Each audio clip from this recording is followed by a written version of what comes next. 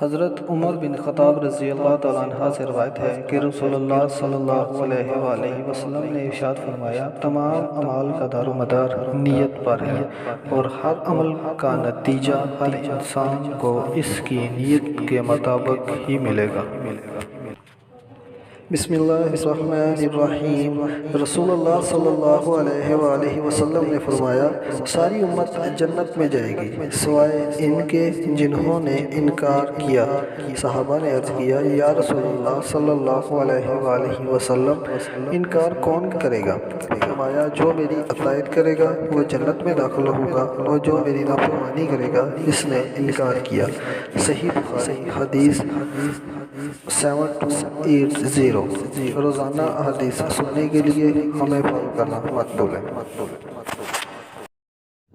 السلام علیکم میرے پیارے بھائیوں، بہنوں، بزرگوں، دوستوں۔ ہمارے پروگرام میں روزانہ صرف 2 سے 3 منٹس کی ویڈیو اپلوڈ کی جاتی ہے، اس میں ہمارے نبی حضرت محمد مصطفیٰ صلی اللہ علیہ وآلہ وسلم کے فرامین پڑھ کر سنائے جاتے ہیں۔